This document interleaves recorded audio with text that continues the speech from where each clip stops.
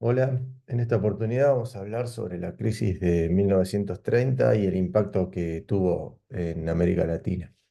Sí, sin embargo, para poder entender esta cuestión, es necesario retrotraernos en el tiempo y advertir algunos inconvenientes que ya venía mostrando el modelo de acumulación que se había desarrollado tanto a nivel mundial como en América Latina desde mediados de la década de 1850. ¿Sí? Y uno de los momentos donde sí podemos decir de las limitaciones de ese modelo de acumulación, o uno de los momentos donde las posibilidades de seguir continuando con ese tipo de crecimiento y de vinculación con el mercado mundial se notó muy marcadamente durante la Primera Guerra Mundial. ¿Sí? La Primera Guerra Mundial tuvo consecuencias muy importantes obviamente para Europa, para los Estados Unidos, pero también para las economías latinoamericanas que basaban su crecimiento económico, no solo, pero sí principalmente en la exportación de sus productos, tanto sean productos agrarios, ganaderos y agrícolas, como mineros. ¿Sí? A diferencia de lo que suele pensarse, las guerras generalmente, las guerras mundiales principalmente, suelen tener efectos muy negativos en el comercio mundial porque, y muy marcadamente en la Primera Guerra Mundial, se encarece mucho el transporte marítimo, el transporte transatlántico. Por cualquier océano, no solo por el Atlántico, también por el Pacífico. Pero en el caso de las economías latinoamericanas que comerciaban principalmente con Europa, el comercio atlántico se vio disminuido por el peligro que representaba que los alemanes habían desarrollado una nueva tecnología eh, marítima que es el submarino. Y el submarino provocaba que cualquier barco mercante tuviese problemas en cuanto a su seguridad por los mares del Atlántico, con lo cual, para poder darle seguridad, tenía que ir con una flota que lo protegiese. Esto provocaba un aumento en los costos del transporte que provocó el desplome del comercio mundial. ¿Sí? Entonces, para las economías latinoamericanas exportadoras de bienes primarios y alimentos, eh, la guerra mundial significó una crisis importantísima. ¿Sí? Como ustedes ya saben, esa crisis generó un descenso de las exportaciones. El descenso de las exportaciones implicó a su vez un descenso de las importaciones, también muy perjudicadas por la situación que comentamos anteriormente. El descenso de las importaciones tuvo dos grandes impactos. Uno es el impacto fiscal. Recuerden que el grueso de los impuestos se cobraban eh, a los derechos de importación, con lo cual el Estado entró generalmente en déficit fiscal, es decir, gastaba más de lo que recaudaba. Esto es muy marcado en el 14, en el 15, en el 16. Ya en el 17, con el ingreso de los Estados Unidos a la guerra y el control del Atlántico, esto empieza a revertirse. Eh, y el otro gran problema es la paralización de la actividad económica interna, porque en buena parte de la actividad económica interna de las economías latinoamericanas eh, traccionaba gracias a la exportación. Entonces, acá lo importante de esto, en la clase que estamos tratando de dar hoy, es que justamente ese modelo de desarrollo muestra su enorme debilidad. Eh, Si lo miramos desde las economías latinoamericanas, ¿cuál es esa enorme debilidad? La dependencia externa. Es decir, que el sistema funciona mientras haya demanda externa. Justamente la guerra paraliza la demanda externa, con lo cual las economías latinoamericanas entran en una profunda crisis y que esa crisis provoca el desarrollo de nuevas formas de intervenir en la economía. ¿Sí? Generalmente en el discurso común se suele asociar la crisis del 30 con las primeras medidas de intervención económica, pero no. En la mayoría de los momentos de crisis económica, los estados, a pesar de tener una ideología liberal y sostener la no intervención en la economía, por necesidad terminan por controlar o establecer distintos mecanismos eh, para tratar de paliar esa situación atípica, si lo entendemos en el largo plazo, de lo que había sido el desarrollo económico en las últimas décadas. Entonces, ¿qué empiezan a hacer? Uno, el control de las importaciones. Típica situación, es decir, ante la caída de las exportaciones hay menos divisas para mantener la compra de importaciones, con lo cual lo que se hace es empezar a limitar las posibilidades de importar y solamente importar aquellos bienes que sean necesarios o tengan una importancia relevante en el ciclo productivo y que no provoquen la paralización de otras actividades, ¿sí? La otra, muy típica, es la regulación del valor de la moneda. Generalmente esto implica una fuerte devaluación para hacer más caras las importaciones y justamente tratar de controlar el déficit, primero controlar el déficit y la balanza comercial eh, y justamente hacer más atractivas las exportaciones, porque si se devalúa la moneda, las exportaciones locales pasan a estar mucho más baratas en términos internacionales, ¿sí? Entonces lo que notamos en la guerra es esto, se avisoran ya mecanismos que no estaban planteados dentro del ideario liberal y que luego van a tener una enorme repercusión post-crisis de 1930, pero que acá se toman por necesidad, ¿sí? El fin de la guerra provoca lo que se conoce como la idea de la vuelta a la normalidad, obviamente normalidad entre comillas, porque no existe algo normal, pero sí a la senda del tipo de modelo de acumulación desarrollado previo a la guerra. Es decir, la guerra es vista como una especie de paréntesis, de impas, de situación atípica en lo que es la normalidad. ¿Qué llamamos la normalidad? La División Internacional de Trabajo, la integración de las economías latinoamericanas como exportadoras de bienes primarios y alimentos, y que eso y de Europa y los Estados Unidos como productores industriales, y que eso permitía el desarrollo, digamos, de la totalidad de las economías. Entonces, la vuelta a la normalidad, ¿qué implica? Obviamente, empezar a desandar esos mecanismos de control estatal, tanto en el control de las importaciones como en la regulación del valor de la moneda, por eso se vuelve al patrón oro, es decir, que la moneda fluctúe en relación a la cantidad de oro acumulado en las reservas, y ese oro se acumulaba gracias a eh, que las exportaciones sean superiores a las importaciones, ¿sí? Sin embargo, esa vuelta a la normalidad, eh, sería la década del 20, no es lo mismo que había sido en el pasado, ¿sí? ¿Por qué? Porque la guerra va a provocar un profundo cambio en el mercado mundial, producto justamente del conflicto, de la crisis de algunas de las economías centrales hasta ese momento, eh, y el ascenso de otras economías. Bien, entonces, para poder entender la crisis del 30, es muy relevante este proceso de cómo la guerra modifica ese mercado mundial y la cuestión se alcanza a ver muy marcadamente durante la década de 1920, ¿sí?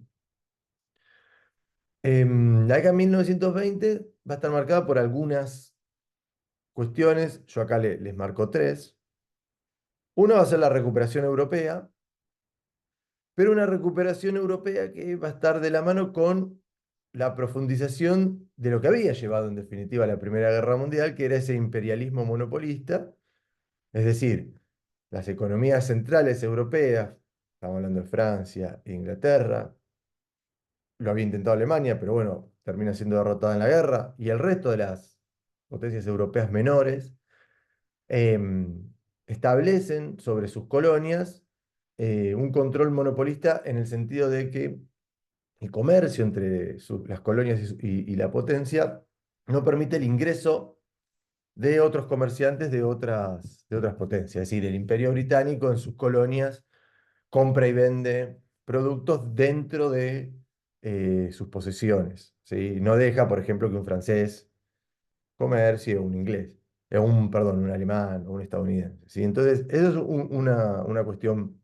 bien marcada de la década del 20 y que recuerden que en buena medida había llevado a la Primera Guerra Mundial porque justamente la economía alemana que había crecido aceleradamente desde fines del siglo XIX y durante la primera década del siglo XX no encontraba el lugar dentro de las potencias imperialistas que su economía necesitaba, bueno, y la solución fue ir a una guerra. Sí, entre otras cuestiones, no hay que reducir la guerra a esto, pero sí es una de las razones importantes. Ahora, la otra cuestión central de la década del 20 es el enorme avance de los Estados Unidos, ¿sí? Si hay una década en la cual los Estados Unidos comienzan a transformarse en esa potencia que se va a terminar por consolidar en la segunda mitad del siglo XX, es durante la década del 20, ¿sí? ¿Por qué? Tanto Alemania como los Estados Unidos, desde mediados del siglo XIX, son las economías que llevan el liderazgo en esa segunda revolución industrial, la revolución de los transportes y demás. Y justamente si bien también sucede en Francia, en Inglaterra y en otros lugares, como vimos en otra oportunidad, esa segunda revolución industrial, tanto la economía estadounidense como la alemana crecen mucho más aceleradamente que el resto de las economías. ¿Sí? A diferencia de Alemania, los Estados Unidos son los grandes ganadores de la Primera Guerra Mundial. ¿Sí? Entonces, a lo largo de la década del 20, los Estados Unidos van a lograr un despliegue y una presencia en el mercado mundial que se insinuaba en el pasado, pero que todavía no habían tenido. ¿Sí? Esto se advierte en dos cuestiones centrales. ¿Sí? La primera es que Estados Unidos se transforma por primera vez en la primera potencia industrial a nivel mundial. Yo acá les pongo algunos datos. El más relevante es este: el 45% de la producción mundial en la década del 20 corresponde a los Estados Unidos, ¿sí? Que se destaca con las grandes tecnologías de la segunda revolución industrial, la industria automotriz, la industria del petróleo, obviamente lo que ha sido la industria armamentística, la electricidad y los electrodomésticos. Principalmente ahí se destaca la radio como gran electrodoméstico eh, de la época, ¿sí? Entonces, Estados Unidos se transforma en la primera potencia mundial.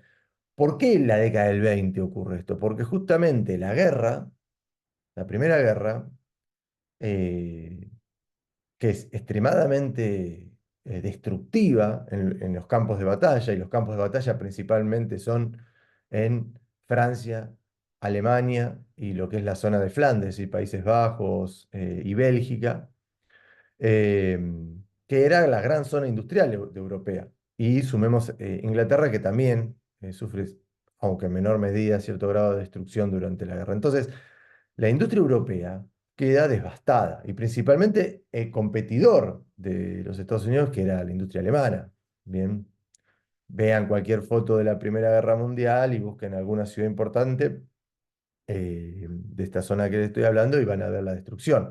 Es decir, no solo la destrucción de industrias, sino de caminos, de puentes, de vías ferroviarias, eh, de, de minas tanto de carbón como de hierro. Entonces, la guerra es extremadamente destructiva. Entonces, en la recuperación que se provoca en la década del 20, los Estados Unidos tienen la industria estadounidense, que si bien los Estados Unidos participan en la guerra, su territorio no es afectado por la guerra, para nada.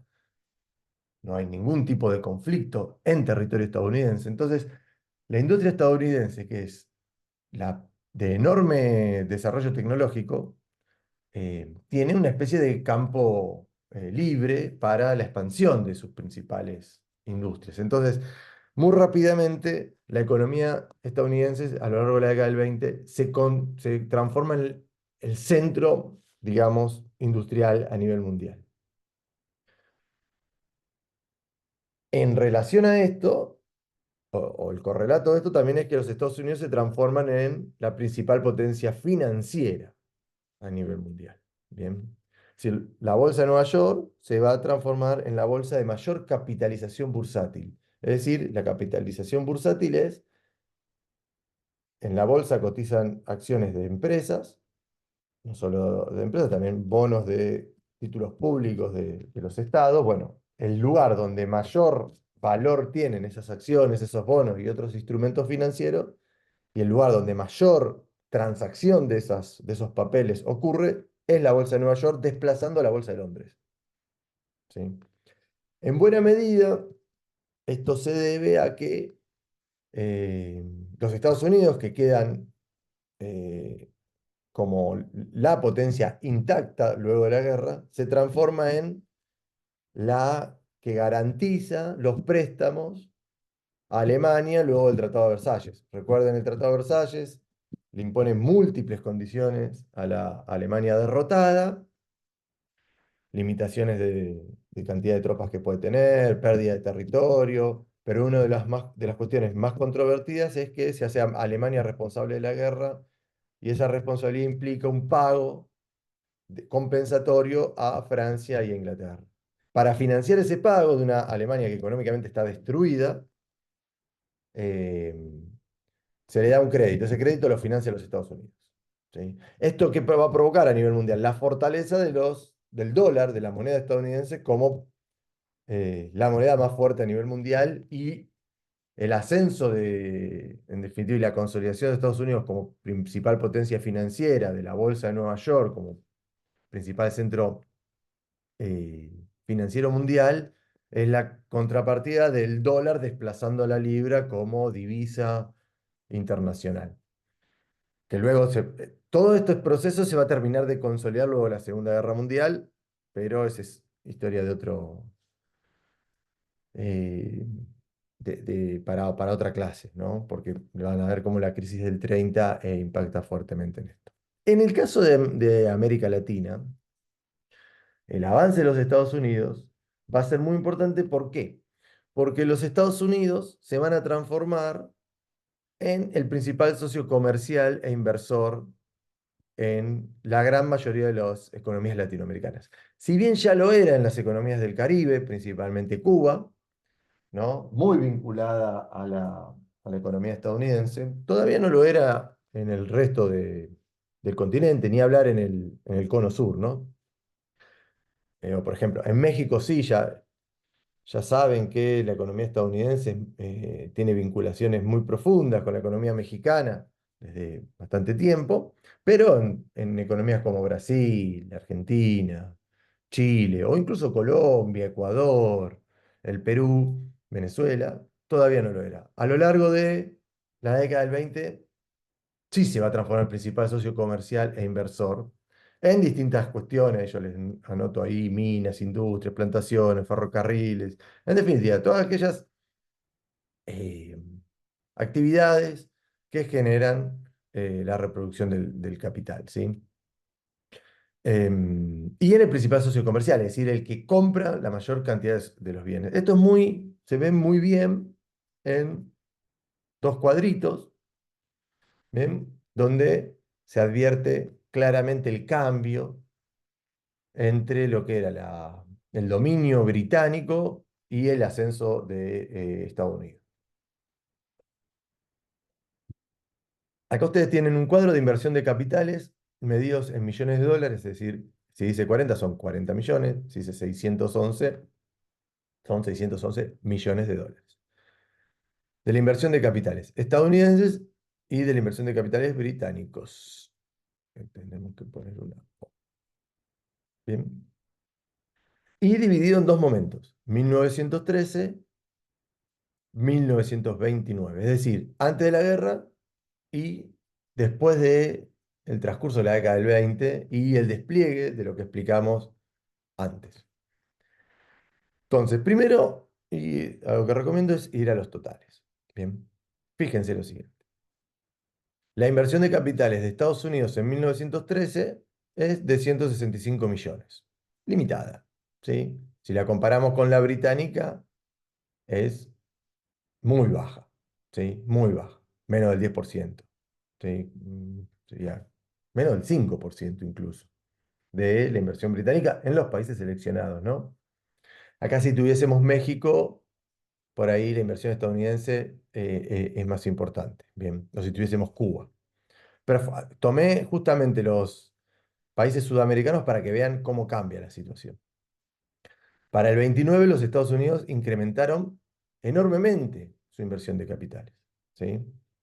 Es decir, la multiplicaron por más de 10. El capital británico no es que, en definitiva, invirtió, no hay una caída abrupta, al contrario, hay un crecimiento. Sin embargo, fíjense cómo ya los Estados Unidos son la mitad de la inversión británica para 1929, ¿sí? Y en algunos casos van a ver cómo empieza a desplazar al capital británico como principal inversor. No es el caso de la Argentina, ¿bien? Donde el capital británico es preponderante y como ustedes saben hay una alianza, digamos, estratégica entre el Imperio Británico y la Argentina en este sentido, y Argentina ha sido privilegiada como lugar de destino de las inversiones británicas. Entonces, pero sí fíjense ya en los Estados Unidos, en el caso argentino, cómo la inversión estadounidense, bien, fíjense, los Estados Unidos en la Argentina es el lugar donde más se invierte en América del Sur, 600 millones, ninguna lo supera. Fíjense cómo los Estados Unidos crecen casi 15 veces su inversión de capitales en la Argentina, en cambio, los británicos la hacen crecer, pero en muy baja medida. Bien. El otro gran lugar de inversión, obviamente, es Brasil. Y en Brasil también se nota, aunque no en tanta magnitud, la misma situación que marcamos en la Argentina. Ahora, en otros lugares, el capital estadounidense se va a transformar en preponderante. Bolivia, Chile, Colombia, Perú, Venezuela. ¿Sí? Si ya en algunos lugares del Cono Sur, el capital estadounidense para 1929 ha desplazado al capital británico. Insisto, ni hablar si esto lo tuviésemos datos de Cuba o de México, donde ahí el capital estadounidense sería preponderante. Ahora, el lugar donde más se ve estos efectos es en el origen de las importaciones, es decir, donde la Argentina, Bolivia, Brasil, Colombia, Venezuela compran sus importaciones, es decir, sus productos manufacturados. Bien. Para 1913, en algunas economías es relativamente bajo las importaciones provenientes de los Estados Unidos, como puede ser Bolivia, bien, o la Argentina, o Brasil, o Chile. En algunos es medio, como Colombia, Perú, donde acá ya tenemos un cuarto de las importaciones. En otros lugares, fíjense cómo la cercanía marca un dato clave, que es la mitad. ¿Sí? Ahora, para 1927, fíjense que en todos los casos tenemos un crecimiento y en algunos lugares muy significativo el origen de las importaciones. Es decir, los Estados Unidos se transformando en el principal socio comercial de todas las economías. ¿Sí? En cambio, entre los británicos, fíjense que lo que tenemos en general es una caída, en algunos casos abrupta, como puede ser en el caso chileno. Fíjense cómo se compensan los valores. Acá hay una caída de 12 puntos y acá hay un aumento de 13 puntos, prácticamente. Es decir, las empresas estadounidenses están desplazando a las británicas como proveedoras de productos industriales, bien, pero tenemos una caída sistemática de la presencia. No es que no hay presencia de importaciones británicas. Lo que estamos marcándoles es cómo los Estados Unidos avanzan tanto como principal inversor de capital como principal socio comercial.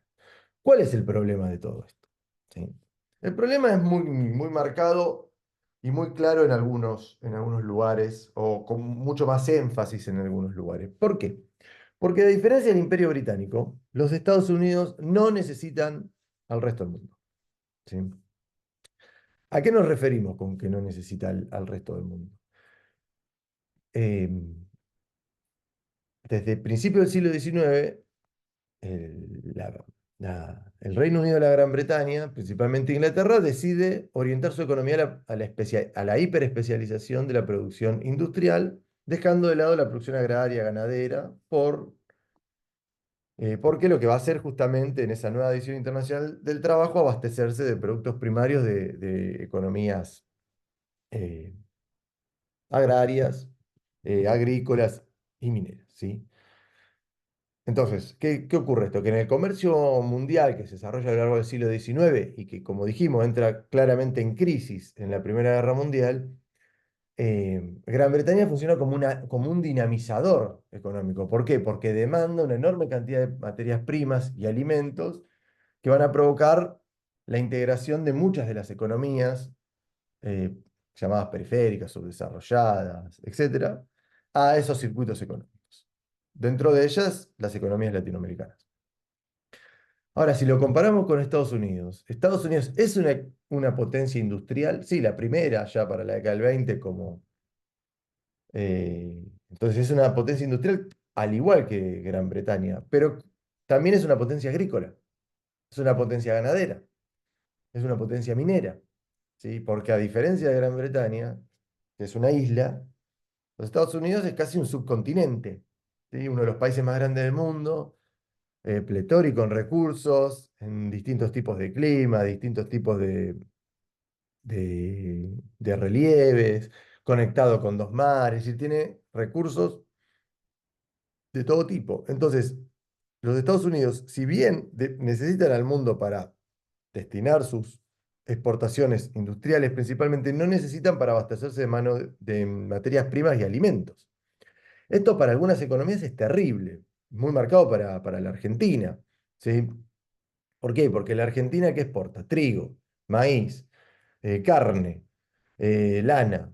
Entonces yo veo los Estados Unidos y digo, bueno, la Argentina es el principal productor mundial de trigo. Bueno, Estados Unidos debe ser el segundo o el tercero. Lo mismo pasa con el maíz y con el resto de los productos. Entonces, la Argentina va a depender de importaciones de los Estados Unidos, por ejemplo, eh, automóviles, no sé, eh, cubiertas, incluso en algunos momentos petróleo, pero ¿qué le vende a los Estados Unidos? No tiene que venderlo. Entonces, ahí, como deben haber visto en la historia de Argentina, se forma esa economía triangular, ¿no? Argentina exporta a Inglaterra los productos que siempre exportó, logra las divisas, con esas divisas compra a los Estados Unidos. Esto no va a ser muy bien visto por Gran Bretaña, ¿sí? Eh, En otros lugares no es tan marcado, porque, por ejemplo, Brasil, que exporta principalmente productos tropicales, no es, la economía estadounidense ahí tiene algunos problemas, porque no es un gran productor de café o de azúcar, ¿sí? Brasil principalmente exporta café, ¿sí? O las economías centroamericanas con el banano y distintas frutas tropicales. O Bolivia, o el caso más marcado es Chile, con la exportación de cobre. ¿Por qué? Porque sí, Estados Unidos no tiene grandes yacimientos de cobre ni de estaño para el caso boliviano, ¿sí? Entonces, en algunas economías, digamos, ese ascenso de los Estados Unidos como gran abastecedor industrial mundial le va a traer problemas en la balanza comercial, ¿sí? Esto que explicamos va a generar en la economía estadounidense lo que se conoce como los años locos, ¿sí? Que es un enorme boom económico, ¿sí? Que va a tener su crisis en la crisis del 29 y su despliegue en lo que se llama la crisis de 1930, ¿sí? Justamente ese boom no va a permitir advertir esos problemas estructurales que habían sido advertidos en la Primera Guerra Mundial y todo el mundo pensó, bueno, el sistema se ha restablecido, sigamos como está. Entonces, vamos a tratar de ver qué son estos años locos, que en parte deviene de lo que explicamos antes, y cómo en definitiva va a terminar por generar y provocar la crisis de 1929 y 30. Bueno, como dijimos, Estados Unidos se transformó en un nuevo motor de la economía mundial. eh,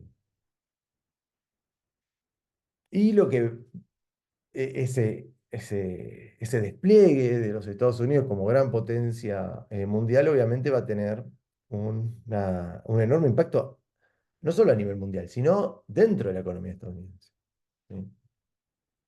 donde va a vivir un crecimiento acelerado y una inmensa expansión del consumo gracias al financiamiento con crédito a muy bajo costo, es decir, a muy baja tasa. Esto después lo vemos más en detalle, ¿sí? Entonces, lo que nosotros vamos a tener, producto del desarrollo de, de las condiciones que marcábamos antes, eh, a lo largo de la década del 20, es un doble proceso, ¿sí? Un doble proceso que va a provocar en una crisis de abundancia, ¿sí? Que la crisis del 30 es una crisis de abundancia, como cualquier crisis capitalista. ¿Por qué? Porque al calor de ese despliegue de los Estados Unidos, de la recuperación europea, lo que hay es un aumento de la demanda de esos productos primarios, de productos alimentarios, eh, tanto de la economía estadounidense como de las distintas economías europeas. Entonces, ¿qué hacen las economías periféricas latinoamericanas? Aumentan sus niveles de producción, es decir, siguen el proceso tal cual había sido ante la Primera Guerra Mundial. Es decir, ¿cuál es la clave de la inserción al mercado mundial? Aumentar la posibilidad de exportar bienes. En Brasil, el café. En México, el henequén, el azúcar, eh, la plata, el ganado, obviamente, el cuero, la carne. No sé, en Chile, el cobre. En Bolivia, el estaño. En la Argentina, el trigo, el maíz. En Uruguay, el trigo, el maíz, la carne, la lana. eh, en Cuba el azúcar, ¿no? Es decir, siguen la misma situación. Entonces, eh, lo que hacen es aumentar sus niveles de producción. ¿Sí? El sistema parece funcionar como antes, es decir, un crecimiento constante de la producción industrial, de la producción agraria, la producción ganadera, la producción minera, un aumento en el comercio mundial, es decir, todos los números parecen ir hacia arriba, pero no se advierte que esto no va a seguir así por mucho tiempo. ¿Por qué? Por este doble proceso de sobreabundancia de alimentos y productos primarios y sobreabundancia de productos manufacturados. Entonces, esa sobreabundancia de alimentos se produce por distintos mecanismos, pero básicamente porque al calor de ese crecimiento de la década del 20 y el aumento de la demanda, las economías latinoamericanas, que hay que incluir también la producción de productos primarios y alimentos de las economías africanas y de las economías asiáticas y oceánicas, ¿sí? Tanto a nivel colonial como independientes, eh, lo que hacen justamente es aumentar los niveles de producción, tanto aumentando el área cultivada o la explotación minera, como incorporando distintos mecanismos que aumenten la productividad, es decir, incorporando tecnología. ¿Esto qué provoca? Que la oferta de bienes primarios, de alimentarios y mineros, crezca más rápido que la demanda de esos productos. ¿Sí? ¿Esto qué provoca? La caída en los términos de intercambio. ¿Sí? ¿Qué son la caída de los términos de intercambio? Se habla de términos de intercambio, es una relación entre dos economías, ¿sí? Es decir, ¿cuántos bienes yo tengo que exportar para comprar los bienes que necesito importar? ¿Sí? Hay deterioro o caída de los términos de intercambio cuando los bienes que yo exporto pierden precio o los bienes que yo importo ganan en precio. ¿Por qué? Porque voy a necesitar más bienes para lograr comprar lo que necesitaba antes. Imagínense. Vamos a poner un caso muy claro. Brasil, que exporta café. Si hay sobreabundancia de café a nivel mundial, el precio del café va a caer. Como el café es la principal exportación de Brasil y Brasil importa principalmente productos industriales, si cae el precio del café y no caen los precios de los productos que Brasil importa, Brasil va a tener una caída en los términos de intercambio. Por el contrario, si el café aumenta por encima de los productos industriales, Brasil va a tener una mejora de los términos de intercambio. Bien, entonces, en general, lo que nosotros tenemos a lo largo de la década del 20 es una leve caída de los términos de intercambio, que ya avisoran lo que va a ser la crisis de 1930, pero que todavía no despliega sus problemas, ¿no? Hay commodities, es decir, bienes que se transan en el mercado mundial, eh, que se mantienen mejor en el precio. Un caso es el petróleo, ¿no? Que se está transformando en el commodity estrella a lo largo de la década del 20 por el despliegue del automotor a nivel mundial. Ahora, esta leve caída de los términos de intercambio provoca déficit comercial. ¿Por qué? Porque si me cae el precio de los productos que yo exporto, no tengo lo suficiente para comprar los productos que importo. Ahí hay un déficit comercial que se financió como se había financiado antes cualquier problema coyuntural de déficit comercial con deuda. ¿Sí? ¿Esto qué provoca? Que el objetivo cuál sea, aumentar la producción, ¿sí? Para compensar esos déficits comerciales. Entonces, todo el sistema que apunta a aumentar los niveles productivos, lo que provoca que haya más sobreabundancia de alimentos y productos primarios. Es decir, el sistema sigue funcionando como antes. ¿Cuál es la clave? Aumentar la inversión pública en obra pública, principalmente ferrocarriles, ¿sí? Para aumentar las zonas cultivadas o nuevas exploraciones mineras, para aumentar la producción minera. Entonces, la forma de solucionar la caída de los términos de intercambio es aumentar la oferta. ¿Sí? Esto es un problema. ¿Por qué? Porque provoca que haya más producción de alimentos, productos primarios y mineros, con una demanda que está mostrando que está totalmente saturada. ¿Sí? Esto es advertido en distintas élites intelectuales, principalmente, por ejemplo, en el caso de la Argentina y todo un grupo de economistas liderados por Bunge, que advierten estos problemas. Es decir, ¿qué es lo que advierten? Las limitaciones del modelo de desarrollo. La idea de que si se continúa así, se va directo a una crisis. O también en Brasil y en México, en las economías latinoamericanas más grandes, se advierten las limitaciones del modelo, pero, claro, no hay ningún tipo de base social que sustente un nuevo tipo de desarrollo. Es decir, no hay, como hablábamos en otro momento, un sector relativamente diferenciado que apunte a una producción industrial o mercado internista. Como ya vimos, hay industrias que producen para el mercado interno, sí, y hay algunas hasta que exportan. Sin embargo, esos sectores están íntimamente vinculados con digamos, el sector más dinámico de la economía, que está más relacionado con la exportación de bienes primarios, alimentos, productos mineros, dependiendo de la economía. Entonces, si bien se advierten las dificultades, no hay una base social que sustente un nuevo tipo de modelo de desarrollo.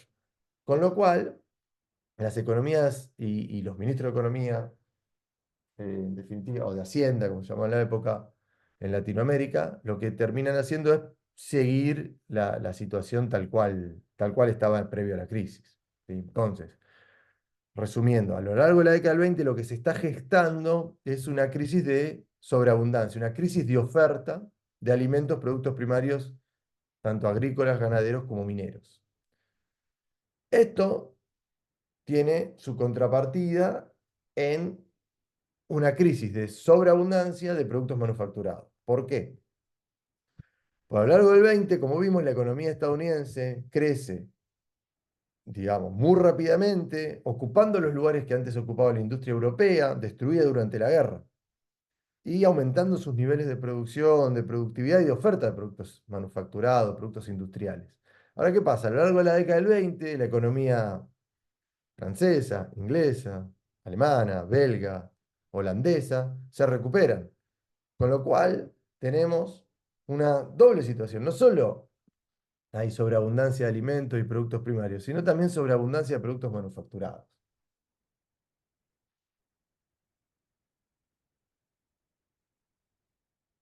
Esto, en definitiva, es lo que va a generar la crisis de 1930. En una economía capitalista, las crisis son por sobreabundancia, es decir, hay más productos, más mercancías de la capacidad de consumo de una sociedad.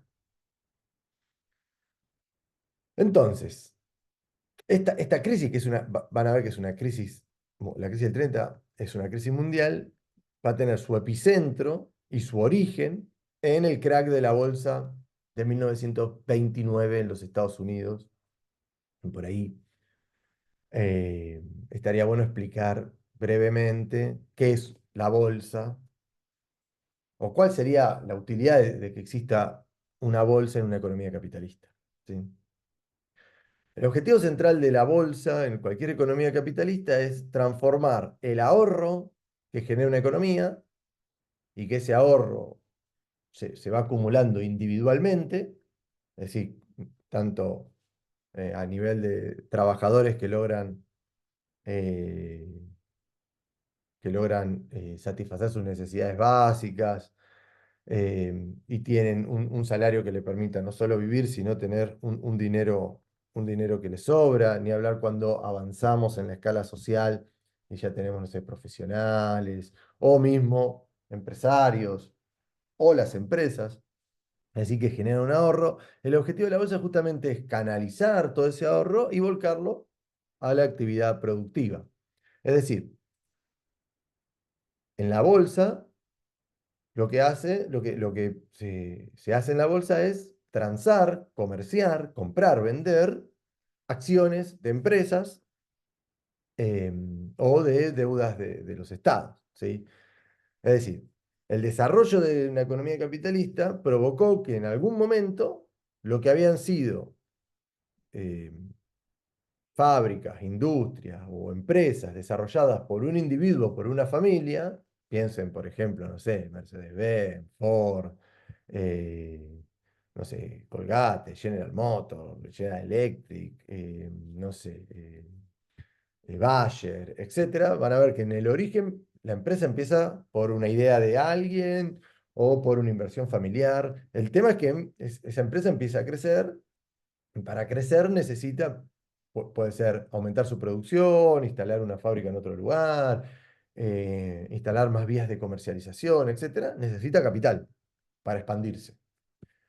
Claro, ¿cómo logra ese capital? Si no lo tiene, bueno, lanza su empresa a cotizar en bolsa, es decir, agarra la empresa, la divide en millones de papelitos, cada papelito expresa un porcentaje de la empresa. Generalmente los dueños se quedan con la mitad o con una buena parte del paquete accionario, el 25%, el 20%, el 30%, que les da capacidad de decisión, es decir, siguen controlando la empresa, pero ¿qué hacen? Venden esos papeles en la bolsa, ¿para qué? Para muchos ahorristas que tienen un ahorro y que dicen, invierto en esa empresa, es decir, compro una acción de esa empresa, ¿por qué? Porque supongo que esa empresa va a seguir creciendo y si la empresa crece, ese porcentaje que yo tengo de la empresa va a valer más. ¿Por qué? Porque la empresa va a ganar en mayor capacidad productiva, capacidad exportadora, capacidad de venta, o va a desarrollar un nuevo producto, etcétera. Entonces, la bolsa funciona como un lugar no solo donde se comercian, donde se transan activos financieros, esto también puede ser deuda pública, sino lo que busca hacer es canalizar el ahorro de una economía para volcarlo a la actividad productiva. ¿Sí? Esto en las economías desarrolladas es muy marcado, el grueso de la población en la actualidad, mediante un asesor bancario o fondos comunes de inversión o cajas de ahorro, terminan volcando su ahorro en la bolsa, aunque por ahí el individuo no lo sepa. Es decir, alguien tiene una cuenta bancaria y no sé, lo llama un asesor y dice, uy, mire, con esto podemos generar una renta del tanto por ciento anual a baja volatilidad, es decir, a bajo riesgo, el hombre da el ok y después el banco con sus asesores, ¿qué hace? Invierte en distintos activos, deuda, etcétera. Y por ahí el que dio el ok no sabe en qué está invirtiendo. El negocio del banco, de la sociedad de bolsa o del inversor es justamente obtener una renta mayor a la que se termina pagando al que tiene el dinero, que lo transforma en capital cuando lo invierte. Entonces, ¿esto qué provoca? Que justamente las empresas logren liquidez, es decir, logren capital sin perder el control de la empresa. Y luego la empresa pasa a cotizar en el mercado de capitales, es decir, en la bolsa, según cómo le ha ido en sus distintos momentos, en sus distintos balances, si aumentó la producción, aumentó las ventas, si tiene deuda, si no tiene deuda, etc. Sí. Hay mucho para hablar de cómo funciona una bolsa, pero para hacerles un pantallazo claro, entonces la bolsa se transan acciones, se transan deudas de los estados, entre otras cuestiones, y justamente tiene como objetivo canalizar el ahorro de una economía a la actividad productiva o financiera. ¿Sí? Entonces, en la década del 20, al calor de ese enorme crecimiento que estuvimos viendo, que se da en América Latina, pero también se da a nivel mundial, claro, los Estados Unidos viven una fiesta económica. ¿Sí? Un enorme crecimiento, producto que la capacidad exportadora de los Estados Unidos crece muy rápidamente y lo que esto provoca es un aumento, en definitiva, de los niveles de vida de los estadounidenses muy significativo. ¿Sí? Por ahí una de las novelas que mejor expresa esto de la posibilidad de ascenso social y de lo que luego va a ser la crisis es El Gran Gatsby. Ahora no me acuerdo quién la escribió, Fitzgerald, que si no recuerdo mal, eh, que también está la película, ¿no? ¿Por qué? Porque va a haber gente que se va a hacer millonaria casi de la noche a la mañana. ¿Sí? Entonces, en los Estados Unidos, producto de ese enorme crecimiento, producto de transformarse en la principal potencia industrial, en la principal potencia financiera, va a haber crédito muy barato. ¿Sí? Acompañado de altas tasas de interés. Entonces, yo tengo un crédito barato. Si pido plata y me sale muy barato y tengo altas tasas de interés, lo que rápidamente va a generar esto es inversión financiera y especulación. ¿Sí? Es decir, esto va a generar un boom bursátil, que ahora lo vamos a ver en algunos gráficos, pero algo que me interesa aclarar. Entonces, recién le explicábamos cómo una empresa pasa a cotizar en bolsa buscando obtener capitales. La cotización de la empresa, es decir, esas millones de acciones de una empresa, cada acción va a valer X, pongámosle que cada acción vale 1 y tenemos 1 millón de acciones y la empresa vale 1 millón de dólares, depende de dónde cotice, etc. ¿Qué pasa si la empresa crece en 3 años un 100%? Bueno, significaría que la empresa ahora vale 2 millones, entonces cada acción pasa a valer 2 dólares. 1 millón de acciones por 2 dólares, 2 millones. Ahora la empresa sigue creciendo. Entonces, ¿qué pasa? Como la empresa sigue creciendo y está creciendo muy rápido, los inversores, ¿qué hacen? Especulan, es decir, intentan anticiparse a ese movimiento. Entonces, ¿qué hacen? Buscan comprar acciones de esa empresa. Si aumenta la demanda de las acciones de esa empresa, ¿qué va a empezar a hacer? Aumentar su precio. ¿Pero por qué hay gente que va a seguir comprando esas acciones? Porque sabe que esa empresa va a seguir creciendo. Bien, esto es algo natural que sucede. Es decir, si los inversores tienen la expectativa de que una empresa va a aumentar su producción, su participación en el mercado, va a desarrollar un nuevo producto y va a ser exitosa, su valuación va a aumentar. ¿Por qué? Porque está aumentando en términos de su realidad económica. Cada vez produce más, cada vez invierte más, cada vez vende más. Bien, entonces el precio aumentar. Ahora, en algún momento puede ocurrir, y esto es lo que genera un boom bursátil, una burbuja, la, la, la metáfora es muy buena, y ahora la vamos a explicar, puede ocurrir que esa expectativa que tienen los inversores al crecimiento provoque que el precio real de la empresa, es decir, lo que vale la empresa por sus inversiones que tiene, por las fábricas instaladas que tiene, por los negocios de venta que tiene, se provoque un desfasaje con lo que vale la empresa. Es decir, que la empresa, por la especulación que hay, la expectativa de que siga aumentando, se separe del valor real. ¿Sí? Esto es lo que provoca una burbuja. ¿Por qué una burbuja?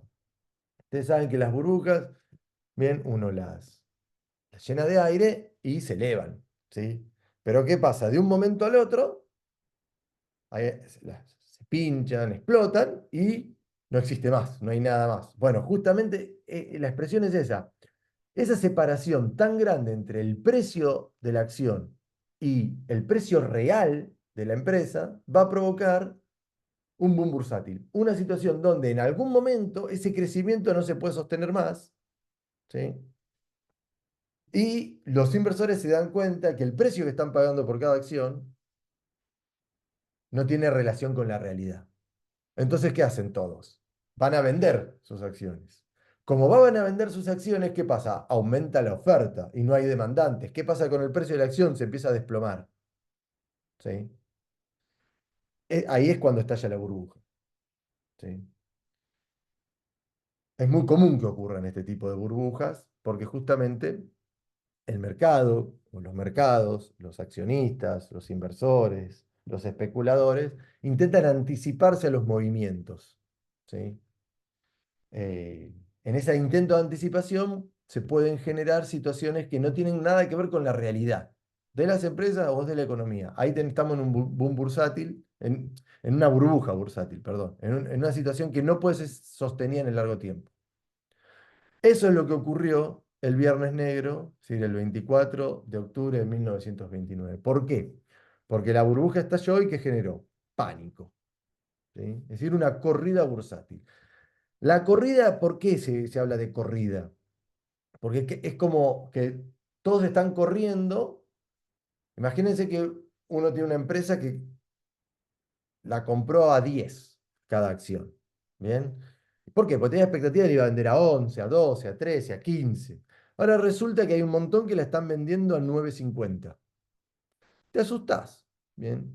Ahora, hay otro que dice, upa, yo la compré a 10, ya estoy perdiendo 50, bueno, la puedo aguantar.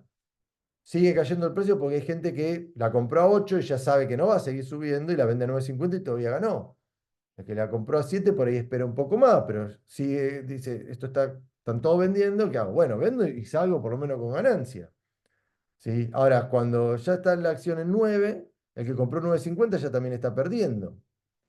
Bien, el de 10 ya se empieza a asustar mucho más, porque está perdiendo el 10%. Y así sucesivamente. Entonces, todos van corriendo a buscar un precio eh, que intente sostener o la menor pérdida o algo de ganancia. Entonces, esa cuestión de ir corriendo al precio provoca que el precio caiga, caiga, caiga. ¿Por qué? Porque hay cada vez más gente que ofrece ese papel y menos gente que compra.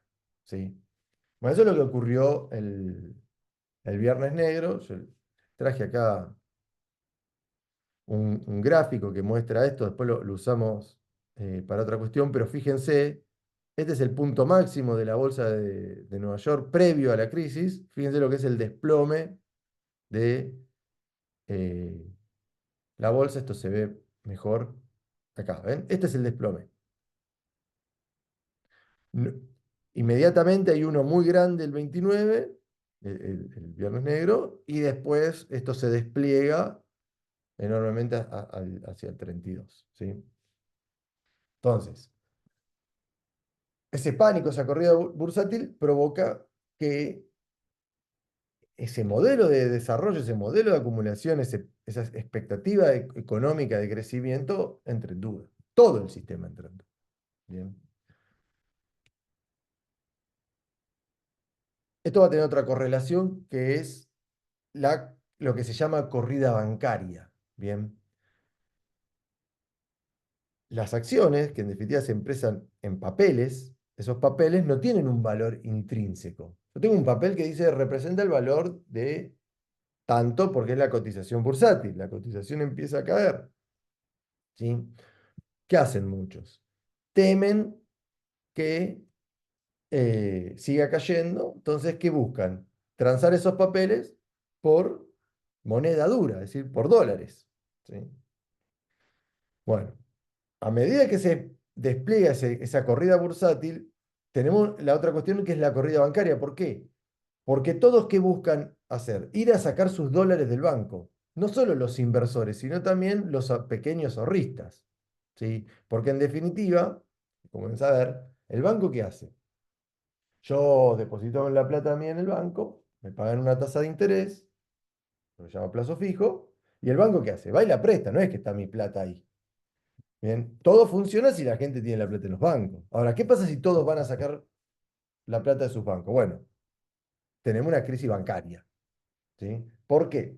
Pues los bancos no pueden responder de forma inmediata a todos esos depósitos que la gente tiene en los bancos si los quiere sacar. ¿Qué va a provocar esto? Lo que se conoce como una crisis de liquidez, ¿sí? Es decir, una crisis de circulante. Los bancos no logran responder a, a la extracción del dinero, ¿sí? De los billetes, y entonces, ¿qué va a provocar? La quiebra de los bancos, ¿sí? Yo les pongo a lo largo de la crisis, no se los puse acá, pero bueno, hay como acá está, 5.096 bancos suspenden sus pagos, es decir, entran en quiebra. No pueden responder a sus propios ahorristas, es decir, a los que depositaron y confiaron en esos bancos. Si tenemos crisis de liquidez y crisis de circulante, no hay plata en la calle, ¿por qué? Porque los bancos no han respondido, es decir, han respondido hasta un momento y nada más que tenemos una caída en la demanda. ¿Por qué? Porque no hay con qué comprar. Esa caída en la demanda provoca la caída en el consumo, ¿sí? Entonces, no solo quiebran los bancos por la corrida bancaria, sino empieza una quiebra de comercios y de empresas porque no tienen a quién vender. ¿Qué hacen las empresas? Despiden gente, lo cual tenemos un aumento de la desocupación. Ese aumento de la desocupación provoca un aumento en la caída del salario, es decir, bueno, el salario cae. La caída del salario provoca que haya menos trabajadores con un salario que pueda comprar cosas, con lo cual cae la demanda, cae el consumo, quiebra más comercios, quiebra más empresas, aumenta la desocupación, cae el salario, cae la demanda, cae el consumo, go on, go on, go on. Si tenemos una especie de espiral descendente, bien, que obviamente no ocurre de un día para el otro, lo que estamos explicando es el despliegue de la crisis. La crisis arranca con un pánico bursátil, pero vieron, ya deben haber notado que gente se habla de la crisis del 30 y la crisis arranca el 29, porque justamente se va a desplegar estos pasos que yo les voy de pánico y corrida bursátil, la corrida bancaria, caída de la demanda, el consumo, desocupación, es el despliegue de la crisis a lo largo del 30, el 31 y el 32, donde se toca el piso de la crisis y después la economía va a empezar a recuperarse, ¿sí? Entonces, no piensen que todo esto ocurre en un día, sino justamente es el desarrollo eh, de la crisis, ¿sí? Algunos datos para que vean el impacto que ha tenido. Los Estados Unidos cae entre 1929 y el 32, 50% de la producción industrial, 55% de la inversión. Bueno, 5.000 bancos quiebran. Los precios de los productos agrícolas cayeron un 55% y el desempleo máximo histórico en los Estados Unidos alcanza el 27% de la población económicamente activa. Estamos hablando de más de uno de cada cuatro trabajadores que no tiene trabajo, ¿sí?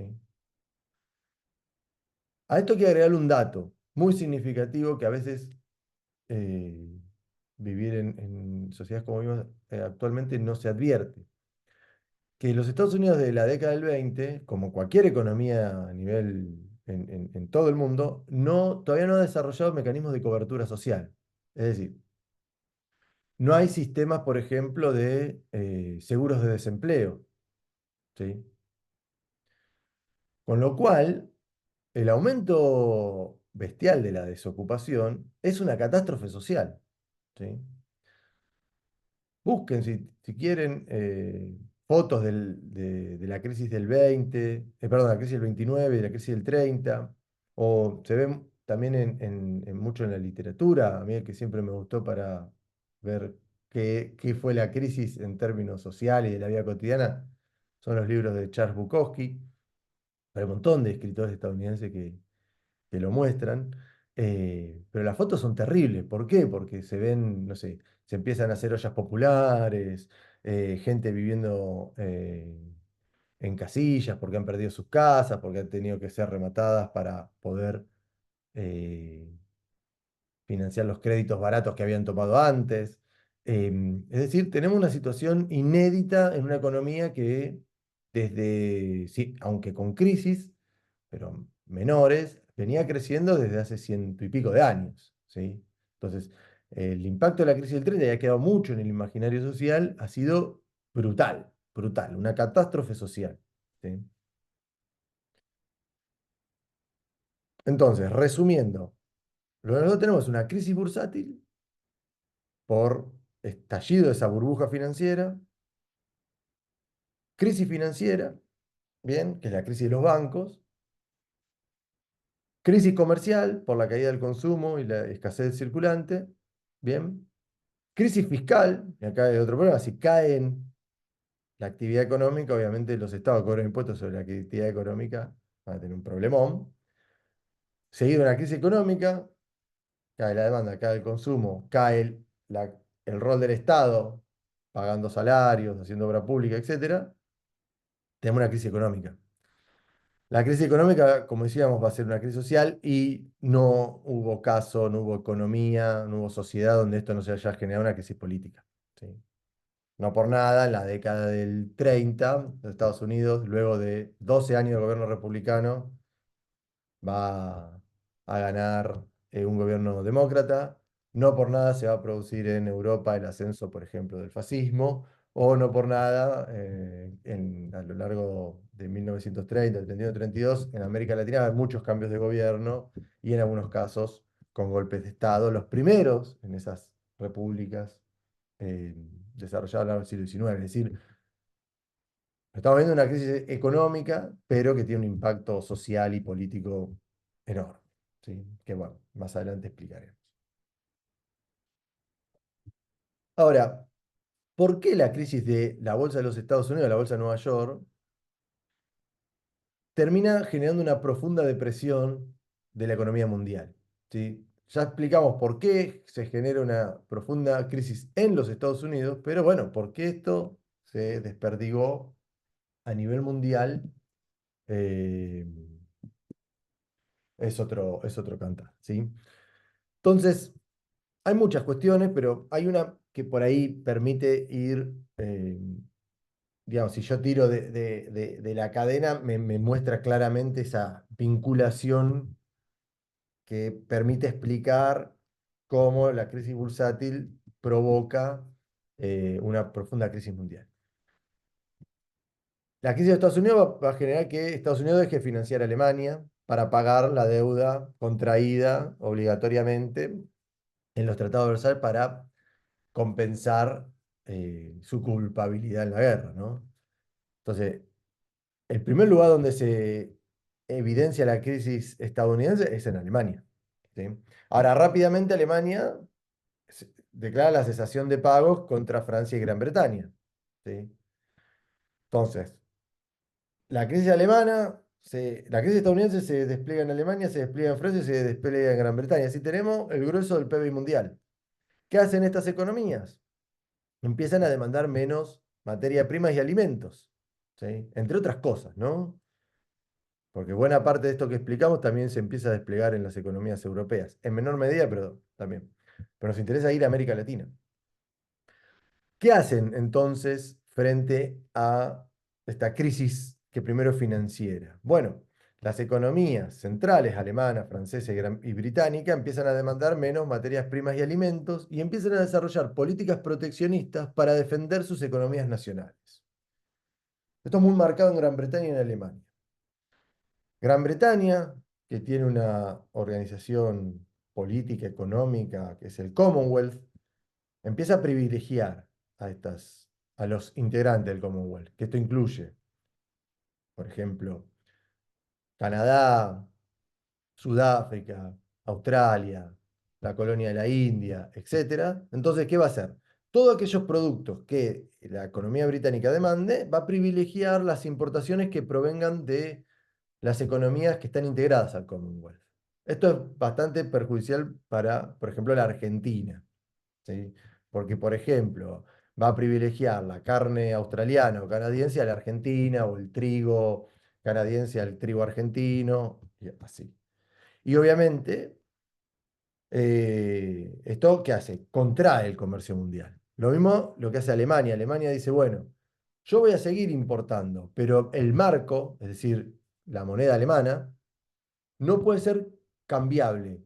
Es decir, si yo te compro algo con marcos, vos necesariamente vas a tener que comprar algo con marcos alemanes. ¿A quién le podés comprar algo con marcos alemanes? A Alemania. Esto lo que provoca es una serie de políticas proteccionistas. Es decir, Si hasta 1930 el desarrollo de la economía mundial se habían caracterizado por políticas, digamos, librecambistas, ¿sí? Y mecanismos de comercio multilateral, lo que nosotros tenemos ahora es que las economías centrales europeas comienzan a privilegiar a sus economías coloniales, hacia sus economías internas y establecer políticas proteccionistas. ¿Qué provoca esto? Una profunda contracción del mercado mundial.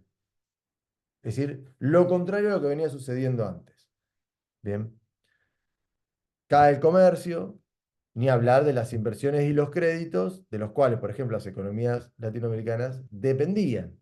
Entonces, rápidamente, y esto es a lo largo de del año 30, eh, lo que es la crisis bursátil y la crisis de la economía estadounidense se despliega a las economías centrales europeas e inmediatamente a las economías periféricas o economías subdesarrolladas o productoras primarias de alimentos y materias primas, ¿sí? Rápidamente el- la crisis se extiende a todas las economías. ¿Bien?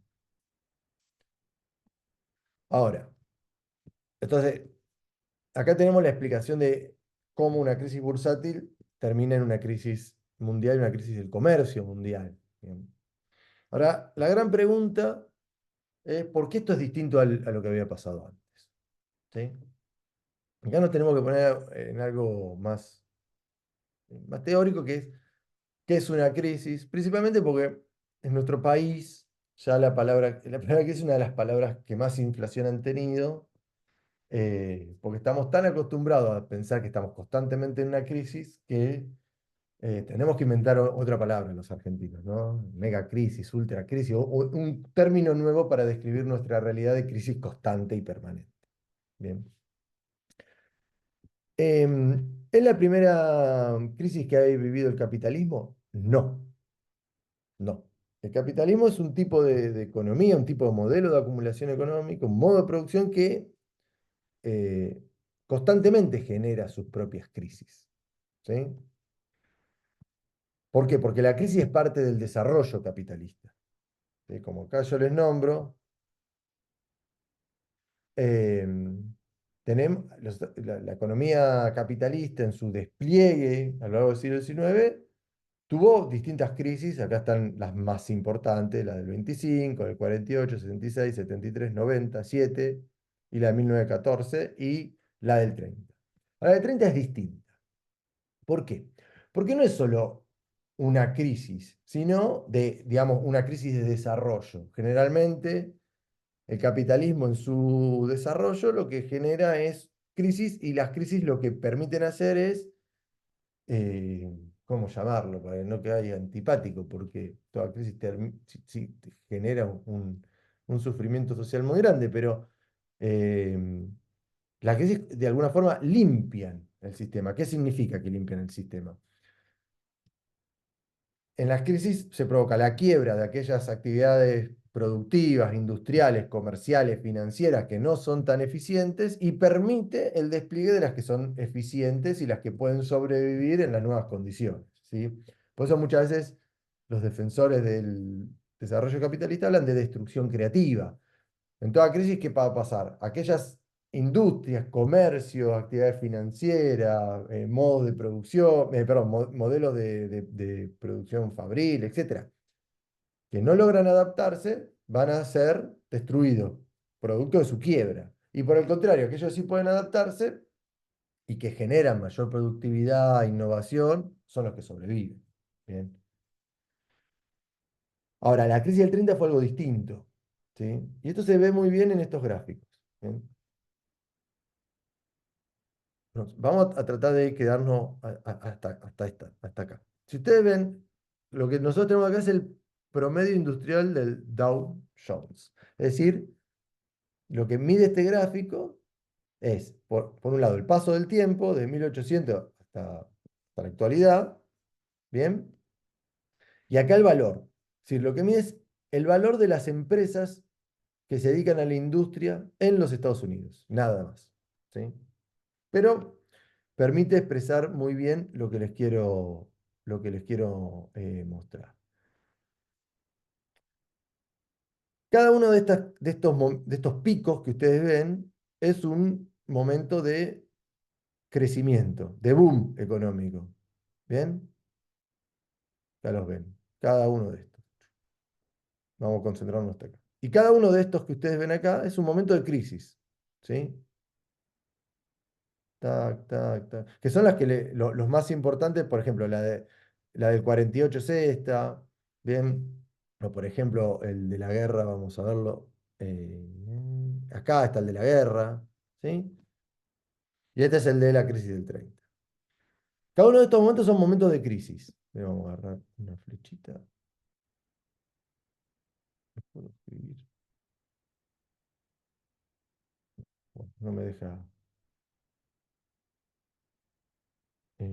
me deja escribir. A ver si acá.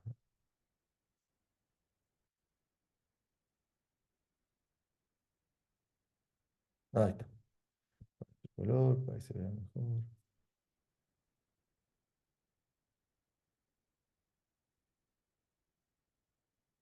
Perdón. Entonces,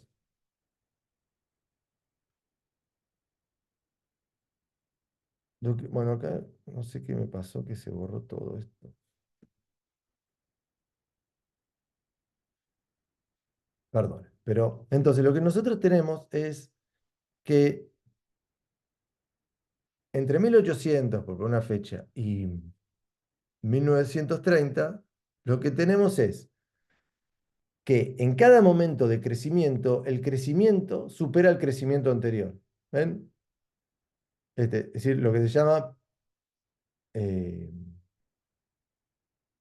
picos o momentos de crecimiento ascendentes, máximos ascendentes. ¿Ven? El máximo de la economía es mayor al anterior.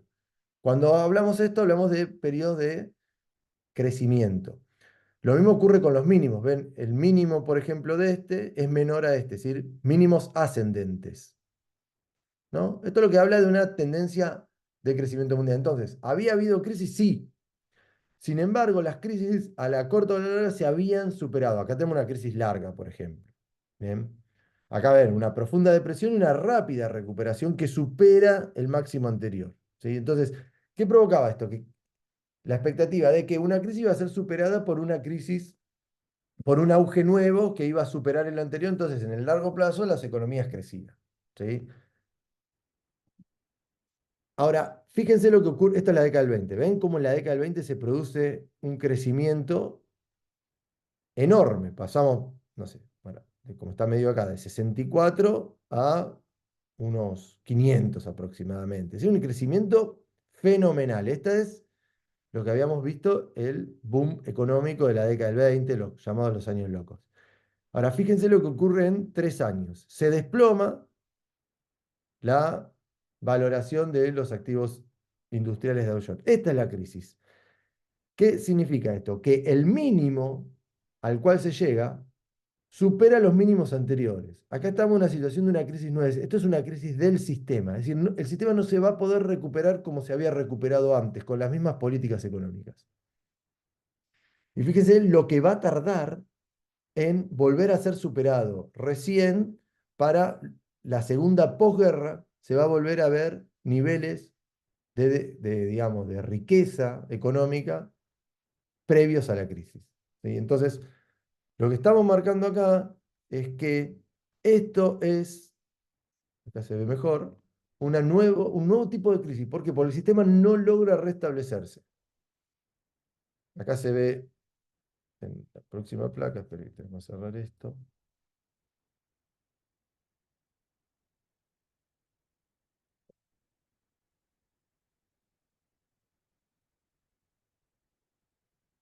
¿Ven? Acá se ve, esto me lo dejó dibujado para siempre. que No pasa nada. ¿Ven? El crecimiento que se tiene, el crack de la bolsa, una caída, esta es toda la bolsa de Nueva York, ¿no? Fíjense, cae de los 200 prácticamente a valores de 30, es decir, es un desastre, ¿bien? Y cómo ni el crecimiento que provoca la década del 30 logra superar el pico anterior, ¿bien? Entonces estamos frente a un nuevo tipo de crisis Bien, una crisis distinta a las anteriores. Bien. Ay, esto que me quedó acá no me gusta para nada, no sé cómo borrarlo. Bueno, discúlpenme. Em, entonces, muchos autores hablan de que esta crisis que empieza bursátil, se transforma en económica, se despliega socialmente y termina en una crisis política. Muchos hablan entonces de una triple crisis que genera la crisis del 30, producto de la incapacidad del sistema de volver a restablecerse como lo había hecho en el pasado. ¿Bien?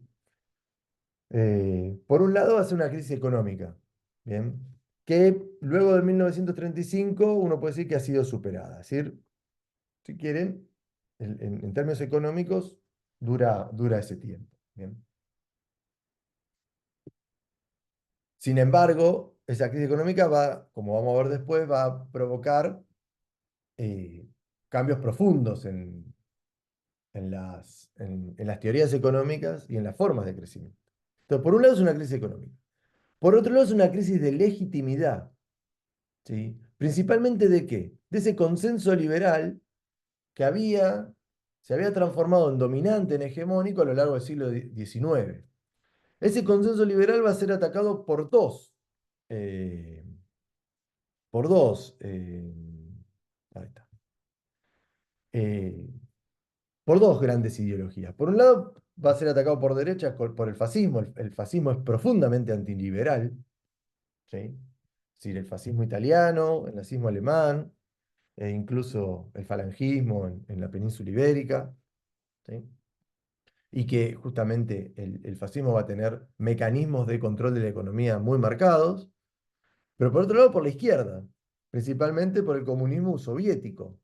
La única economía significativa, es decir, una economía grande, importante en el mercado mundial, que no es afectada por la crisis es la Unión Soviética, ¿sí? Justamente porque está por fuera de los mecanismos eh, comerciales mundiales, ¿sí?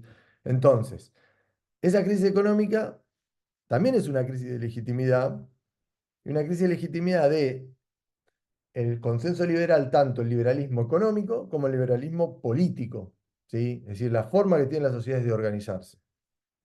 Recuerden esto en las clases sucesivas, porque va a ser muy importante. Y el tercero es una crisis geopolítica.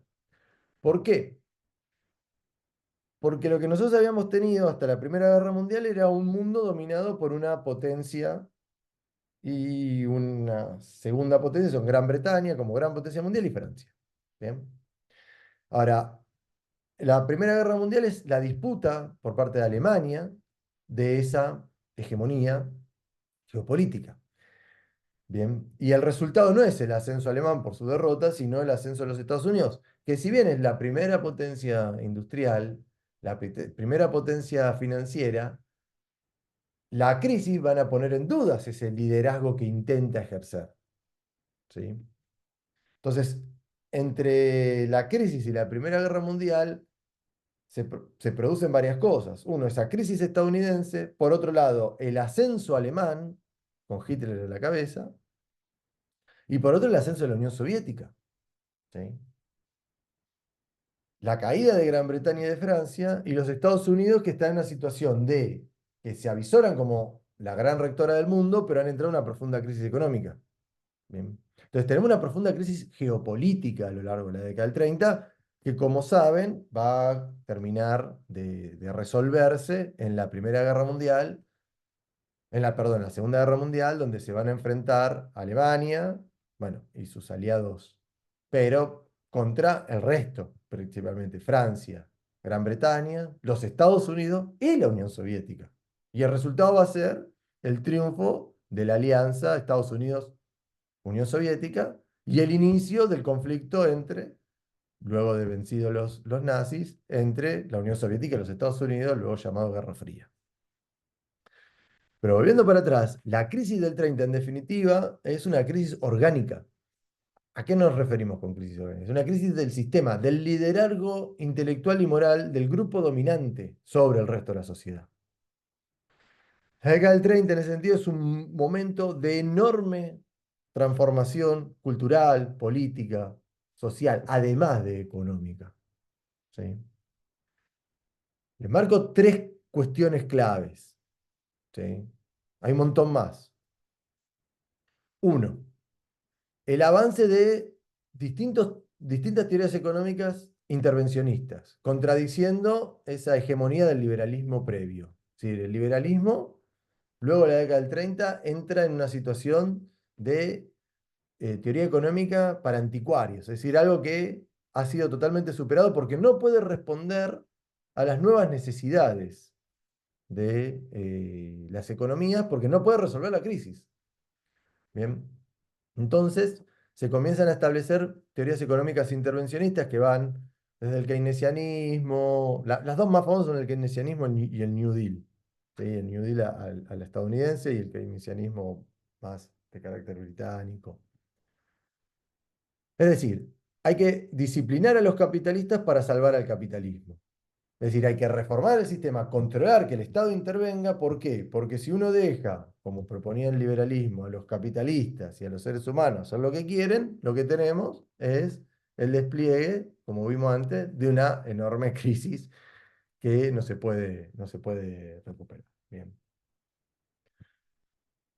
Luego, en clases sucesivas avanzaremos sobre esto. Segundo, ahora, esas políticas económicas intervencionistas van a provocar un nuevo tipo de relaciones entre Estado y sociedad.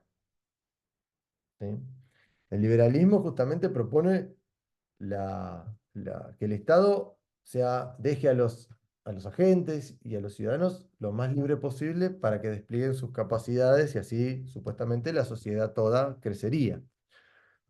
Bueno, acá, ¿qué pasa? La crisis económica y la incapacidad de resolver las crisis económicas y la catástrofe social que implica la crisis van a provocar que el Estado empiece a intervenir en cosas que antes no intervenía o que intervenía mínimamente. Por ejemplo, en la relación entre capital y trabajo, entre empresarios y trabajadores. Por ejemplo, en empezar a pensar sistemas de seguridad social, tanto en términos de salud como en términos de jubilación. Pensar en sistemas educativos financiados por el Estado, ¿sí? O sistemas de salud financiados por el Estado, o seguros de desempleo. Es decir, lo que vamos a tener son un nuevo tipo de relaciones entre Estado y sociedad. ¿Bien? El Estado se va a empezar a hacer cargo de cosas que antes no lo hacía y la sociedad va a exigir que el Estado se haga cargo de cosas que antes los hacía. Esto es muy marcado en las economías centrales, Estados Unidos, Gran Bretaña, Francia, Alemania, pero también va a tener su repercusión en las economías latinoamericanas, como veremos después. Y como decíamos, el otro cambio post-30 es un orden mundial no definido con múltiples potencias que están en discusión, como expliqué recientemente. ¿Sí? La solución generalizada para resolver la crisis de las economías centrales va a ser montar una industria de guerra. ¿Sí? Esto es uno de los primeros que lo desarrolla, es el fascismo italiano.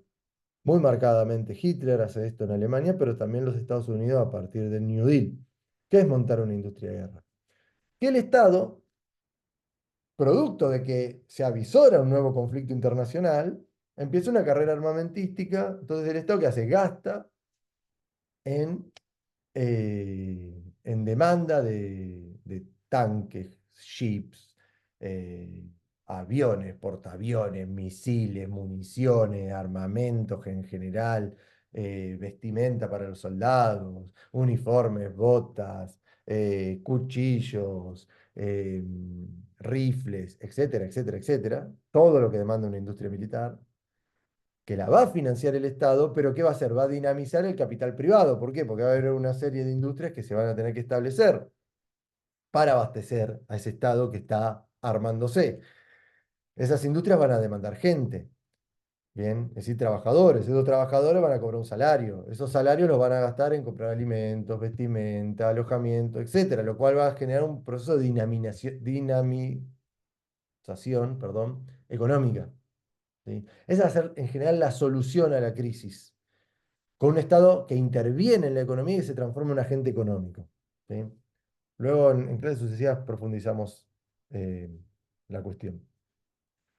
Lo último que quiero marcarles es el impacto de la crisis en América Latina, eh, que es el centro de nuestra cuestión. ¿Sí? Me parece la mejor manera de ver el impacto de la crisis es ir a estadísticas porque es donde mejor se advierte esto, ¿sí? Lo que va a provocar la crisis es una profunda caída de la demanda de los productos primarios, alimentos, materias primas, de las economías latinoamericanas, producto de la crisis de las economías centrales. ¿Sí? Es decir, ¿para qué van a comprar si no necesitan abastecerse al nivel que lo hacían antes? Bien.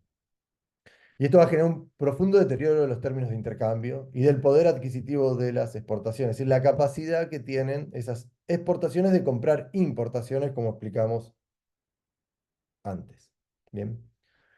Una forma de medir esto es medirlo de la siguiente manera. Fíjense, este cuadro 3 lo que mide es la situación hacia 1932. Pero para medir la situación hacia 1932, toma la situación de 1928 igual a 100. Entonces, ¿qué significa esto?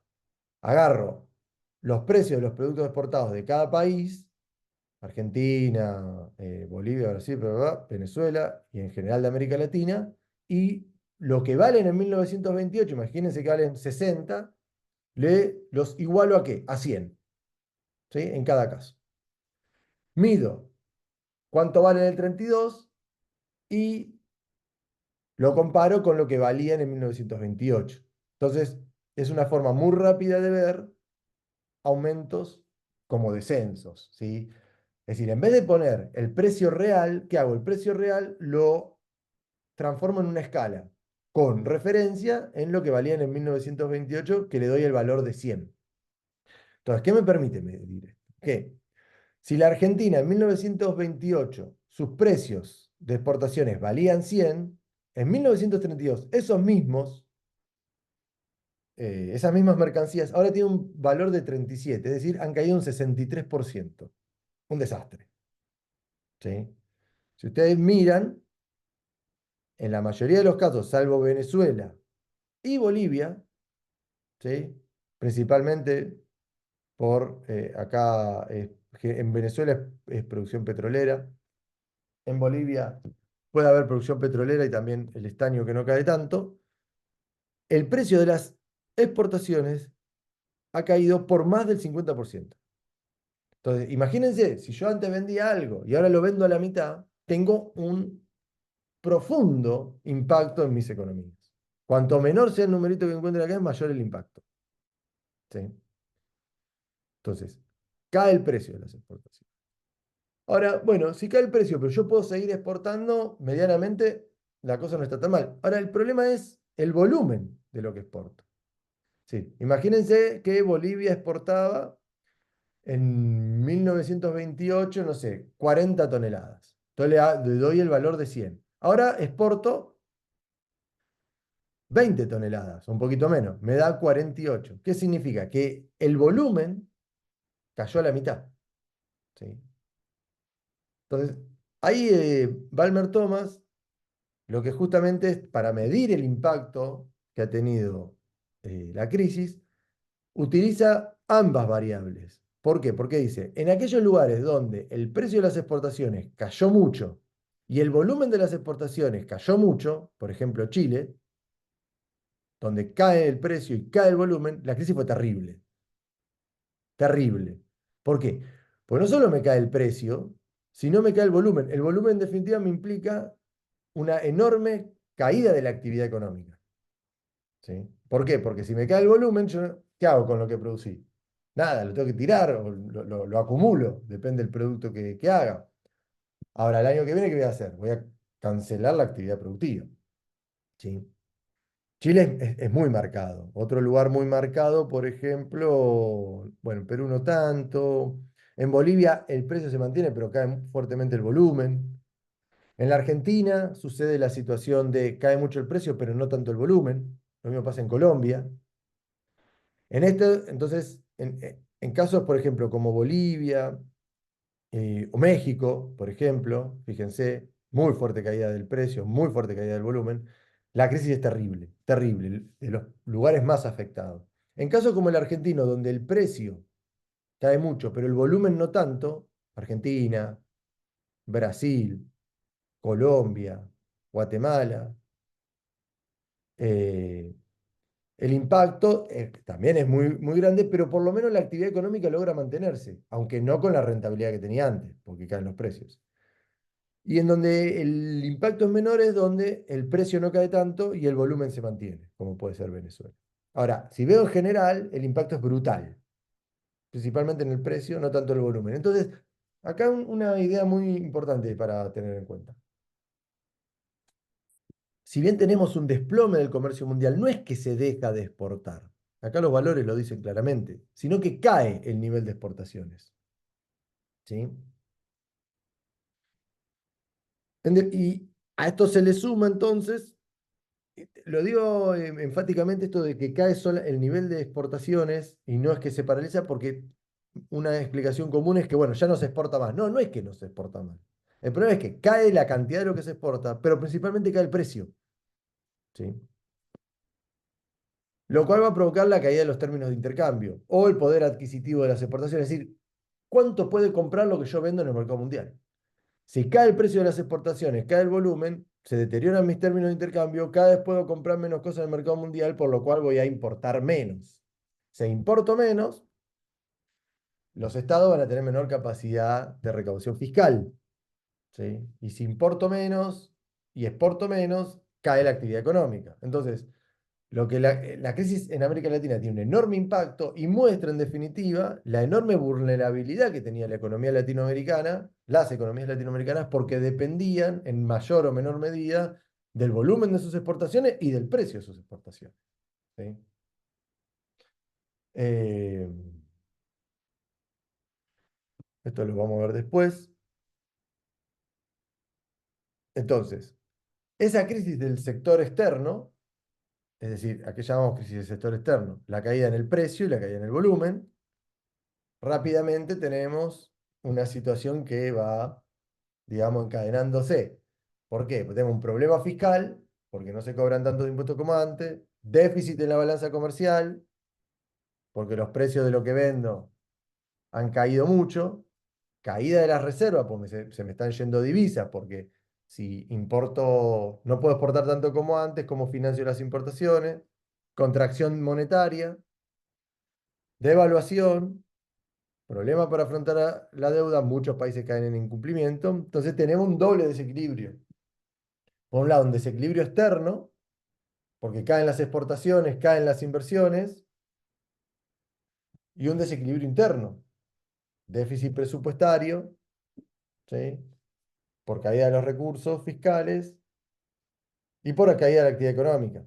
En definitiva, es una fuerte caída de la actividad económica, un aumento muy significativo del desempleo, un enorme descontento social y una profunda crisis política en la mayoría de las economías. ¿Sí? Fíjense cómo 10 años después, en cada caso, este cuadro mide las exportaciones sobre el PBI y las importaciones y exportaciones sobre el PBI. Es decir, cuánto del PBI me explican mis exportaciones, cuánto del PBI me explican mis exportaciones sumadas a mis importaciones. ¿Qué van a notar? En la mayoría de los casos, es que las exportaciones, 10 años después, y ya tenemos una fuerte recuperación para este periodo, explican mucho menos de la actividad económica. Fíjense, acá también puedo medir el impacto. El impacto en la Argentina es terrible, no tanto en Brasil.